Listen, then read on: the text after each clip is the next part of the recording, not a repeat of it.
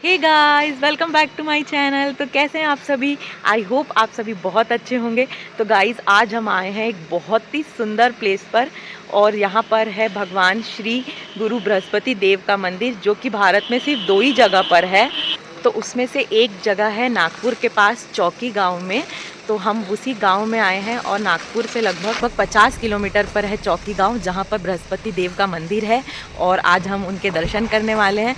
तो मैं आई हूँ मेरे भाई के साथ, और सौरभ हमको बताएंगे श्री गुरु बृहस्पति देव के बारे में थोड़ा सा। बृहस्पति गुरु जो है उनको गुरु इसलिए कहा जाता है क्योंकि वो देवों के भी गुरु है। जब जैसे असुरों के गुरु शुक्राचार्य है, वैसे ही देवों के गुरु बृहस्पति है। बृहस्पति को इसलिए भी गुरु कहा जाता है कि जब देव असुर जैसे मायावी क्रियाओं से, बाकी चीज़ों से जीवित हो जाते हैं, या फिर जब हावी होने पड़ते हैं इंद्र पे या देवों पर, तब बृहस्पति गुरु ही कोई ना कोई रास्ता निकाल कर, मार्गदर्शन देकर देवों को सही रास्ता दे। क्योंकि हम आज मंदिर के दर्शन करने आए हैं और आपको भी दर्शन कराएंगे। और हमने सुना है यहाँ पे बृहस्पति देव की जो मूर्ति है वो स्वयं है। तो चलिए आप और हम मिलकर दर्शन करते हैं। तो चलते हैं गाइस, और हम आपको दिखाते हैं चौकी गांव।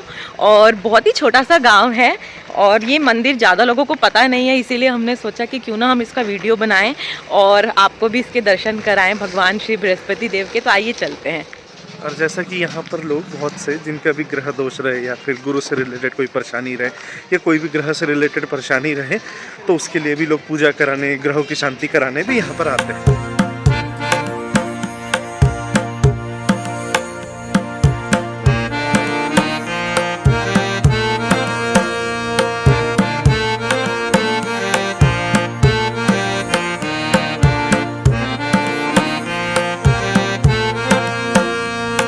मंदिर पे पहुंचने वाले हैं, और मंदिर के सामने ये कुछ दुकानें हैं। बहुत ही सुंदर गांव है चौकी गांव, जहां पर भगवान श्री बृहस्पति का मंदिर है। और ये आप देख सकते हैं यहाँ पे चारों तरफ। और हमारी बुआ भी सामने खड़ी है, ये भी आई हैं श्री गुरु बृहस्पति देव के दर्शन करने के लिए। कैसा लग रहा है? बहुत बढ़िया। बृहस्पति देव यहाँ पे स्वयंभू हैं, और आगे में शनिदेव का मंदिर है।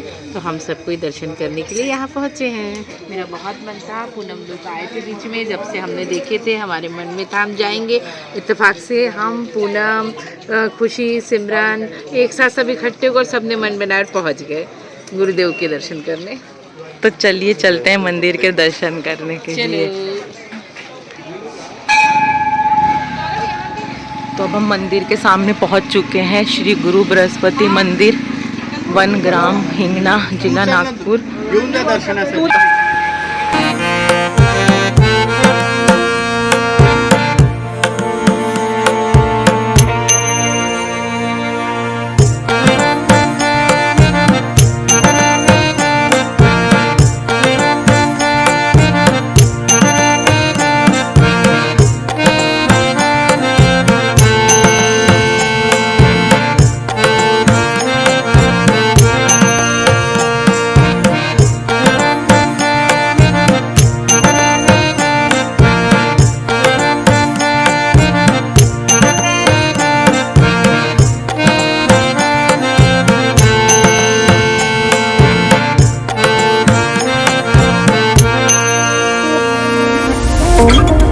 तो गाइस, अब हम मंदिर के अंदर आ चुके हैं, और यहाँ पे गुरु ग्रह की शांति के लिए भी पूजा कराई जाती है। तो कुछ लोग पूजा करवा रहे हैं। इस तरह से आप फैमिली के साथ आकर पंडित जी के साथ पूजा करा सकते हैं। काफ़ी भीड़ हो चुकी है मंदिर के अंदर, बहुत ही अच्छा लग रहा है। और आगे पे नवग्रह मंदिर भी है, तो हम उसके भी दर्शन करेंगे। तो चलते हैं आगे।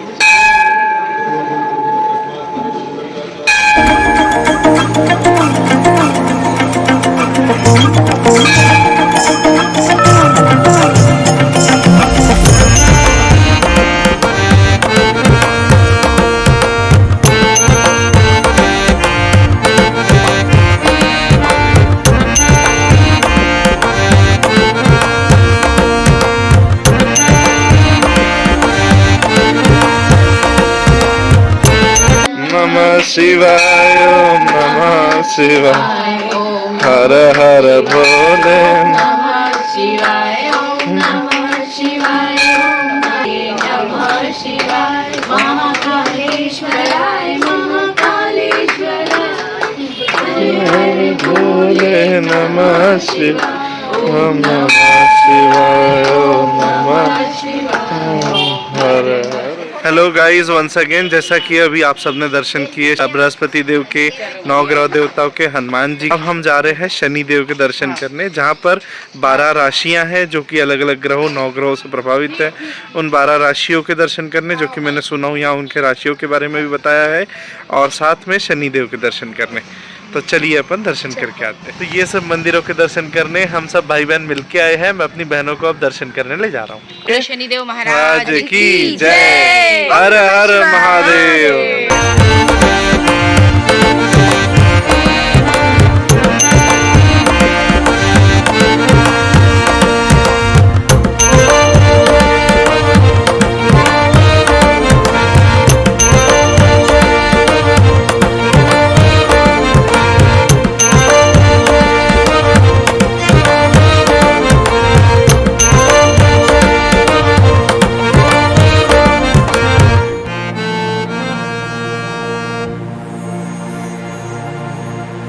तो अब हम शनि देव के मंदिर पहुंच चुके हैं और यहीं पर 9 ग्रहों की आकृतियां भी हैं, तो हम आपको सबके दर्शन कराएंगे।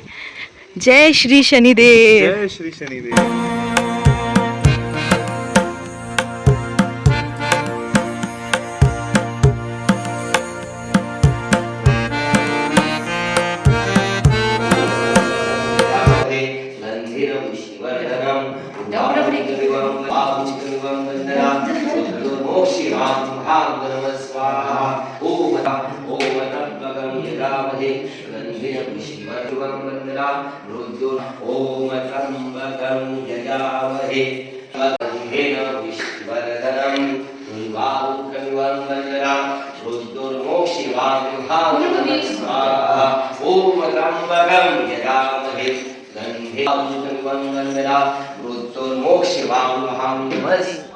यहाँ पे 5 पाडू आहे जी चक्रवर्ती नगरी है यहाँ जी।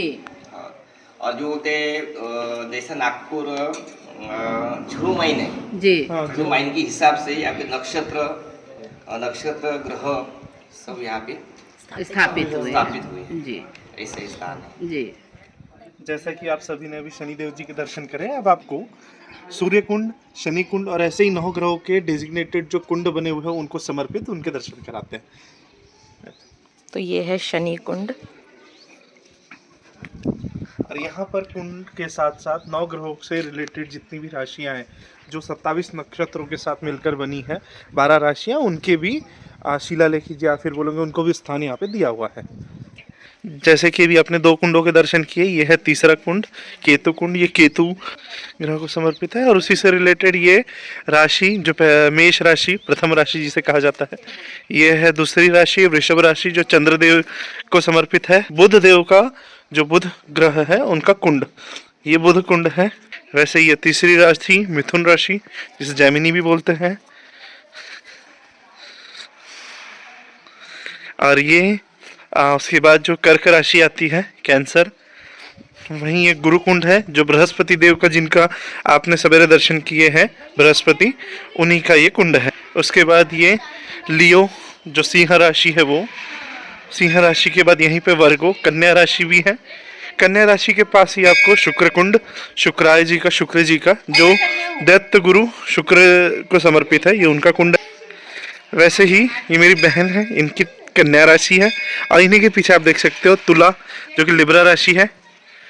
और उसके बाद ये वृश्चिक राशि, वृश्चिक के पास चंद्रकुंड बना हुआ है, ये चंद्रदेव को समर्पित है। वृश्चिक जाने की राशि के बाद है धनु राशि जिसको सैगिटेरियस भी कहा जाता है। और धनु राशि के बाद यहाँ पर है मकर राशि।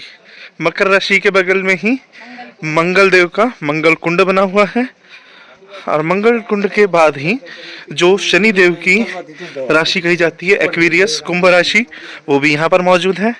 और इसी के बाद आगे में आखिरी राशि मीन राशि पाइसेस, वो भी है। और वहीं पे आखिरी में फाइनल कुंड राहु कुंड यहाँ पर अवेलेबल है। जय श्री शनिदेव।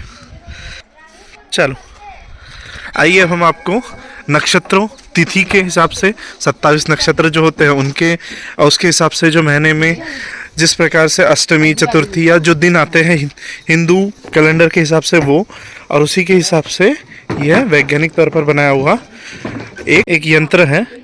इस यंत्र को VNIT नागपुर आर्यभट्ट गुरुकुलम द्वारा संशोधित किया गया है, जिसमें तिथि एवं नक्षत्र के बारे में जानकारी है। आप वीडियो रोककर पढ़ सकते हैं। जैसा कि ये यंत्रों की जानकारी में तारकाओं के असंख्य समूहों को गैलेक्सीज राशि कहते हैं। उनके नाम उनके दिखने वाले आकृति अनुसार दिए गए, जैसे भेड़, मेष, बैल, वृषभ इत्यादि। एक राशि 30 डिग्री यानी कि 30 अंश की होती है। इस राशियों के समूह में नक्षत्र होते हैं और इनके नाम भी उसमें दिखने वाले आकृति अनुसार दिए। यह खोज केवल भारतीय वैज्ञानिक ही नहीं, नासा के भी इस खोजों को 100% सही मानती है। हिंदुस्तान में इन खोजों को कम जानकारी है। इसी यंत्र से आप आज चंद्र नक्षत्र को देख रहे हैं। जब चंद्रमा 13 और 20 डिग्री धरती के इर्द गिर्द घूमता, उसी में एक नक्षत्र कहते हैं। गाइस फाइनली हमने नक्षत्र और तिथि यंत्र के बाद श्री यंत्र के भी दर्शन कर लिए हैं। यह है दुनिया का सबसे बड़ा श्री यंत्र, जो कि देवी देवताओं को समर्पित है। तो आज हमें यहाँ पर आकर बहुत ही अच्छा लग रहा है, क्योंकि हमने इतने बड़े श्री यंत्र के कभी भी दर्शन नहीं किए थे। And we feel very very very happy that we have got darshan for this Shri Yantra. मैं और मेरी फैमिली सभी यहाँ पे बैठे हुए हैं, सभी को बहुत अच्छा लग रहा है। तो आगे चलते हैं और बाकी मंदिरों को भी दर्शन करते हैं।